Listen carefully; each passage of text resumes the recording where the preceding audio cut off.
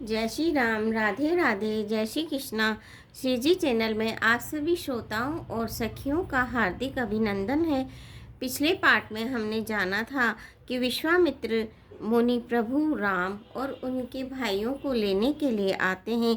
तब दशरथ को बड़ा मोह था, वो मना करने लगते हैं, लेकिन वशिष्ठ गुरु ने समझाते हैं और वो विश्वामित्र के साथ प्रभु राम को जाने के लिए कहते हैं। तब मार्ग में ताड़का मिलती है, जिसको प्रभु राम एक ही बाण से मार देते हैं और विश्वामित्र जी उन्हें ऐसी विद्या देते हैं जिससे भूख और प्यास न लगे, शरीर में अतुलित बल और तेज का प्रकाश हो। आगे चलते हैं। आयुध सर्व समर्पी के प्रभु निज आश्रम आनी, कंद मूल फल भोजन दीन भगति हित जानी। सब अस्त्र शस्त्र समर्पण करके मुनि प्रभु श्री राम जी को अपने आश्रम में ले आए और उन्हें परम हित जानकर भक्ति पूर्वक कंद मूल और फल का भोजन कराया। सवेरे श्री रघुनाथ जी ने मुनि से कहा, आप जाकर निडर होकर यज्ञ कीजिए। यह सुनकर सब मुनि हवन करने लगे और श्री राम जी यज्ञ की रखवाली पर रहे।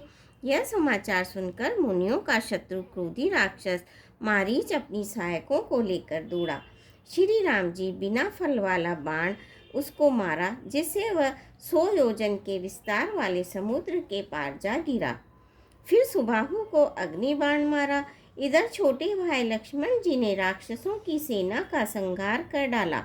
इस प्रकार श्री राम जी ने राक्षसों को मारकर ब्राह्मणों को निर्भय कर दिया। तब सारे देवता और मुनि स्तुति करने लगे। श्री रघुनाथ जी ने वहाँ कुछ दिन और रहकर ब्राह्मणों पर दया की। भक्ति के कारण ब्राह्मणों ने उन्हें पुराणों की बहुत सी कथाएं कही, यद्यपि प्रभु सब जानते थे। तदंतर मुनि ने आदर पूर्वक समझाकर कहा, हे प्रभु, चलकर एक चरित्र देखिए। रघुकुल के स्वामी श्री रघुनाथ जी धनुष यज्ञ की बात सुनकर मुनि श्रेष्ठ विश्वामित्र जी के साथ प्रसन्न होकर चले। मार्ग में एक आश्रम दिखाई पड़ा। वहाँ पशु पक्षी कोई भी जीव जंतु नहीं था। पत्थर की एक शिला को देखकर प्रभु ने पूछा। तब मुनि ने विस्तार पूर्वक सब कथा कही। गौतम मुनि की स्त्री अहल्या शापवश पत्थर की देह धारण किए बड़े धीरज से आपके चरण कमलों की धूलि चाहती है। हे रघुवीर, इस पर कृपा कीजिए। श्री राम जी के पवित्र और शोक को नाश करने वाले चरणों का स्पर्श पाते ही सचमुच वह तपोमूर्ति अहिल्या प्रकट हो गई। भक्तों को सुख देने वाले श्री रघुनाथ जी को देखकर वो हाथ जोड़कर सामने खड़ी रह गई।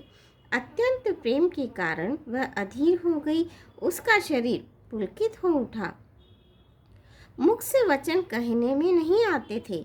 वह अत्यंत बड़ी भागिनी अहिल्या प्रभु के चरणों से लिपट गई और उसके दोनों नेत्रों से जल के प्रेम और आनंद के आंसू की धारा बहने लगी। फिर उसने मन में धीरज धरकर प्रभु को पहचाना और श्री रघुनाथ जी की कृपा से भक्ति प्राप्त की। तब अत्यंत निर्मल वाणी से उसने इस प्रकार स्तुति प्रारंभ की, हे ज्ञान से जानने योग्य श्री रघुनाथ जी, आपकी जय हो। मैं सहज ही अपवित्र स्त्री हूँ और हे प्रभु, आप जगत को पवित्र करने वाले, भक्तों को सुख देने वाले और रावण के शत्रु हैं। हे कमल नयन, हे संसार जन्म मृत्यु के भय से छुड़ाने वाले, मैं आपकी शरण में आई हूँ। मेरी रक्षा कीजिए, रक्षा कीजिए।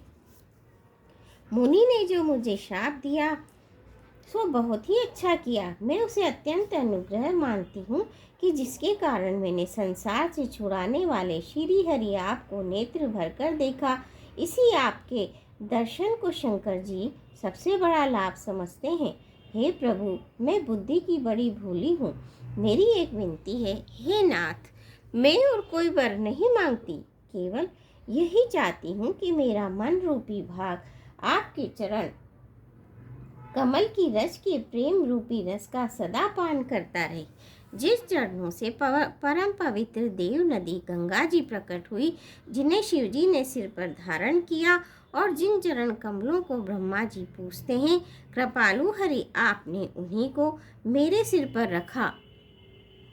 इस प्रकार स्तुति करती हुई बार बार भगवान के चरणों में गिरकर जो मन को बहुत ही अच्छा लगा, उस वर को पाकर गौतम की स्त्री अहिल्या आनंद में भरी हुई पति लोक को चली गई।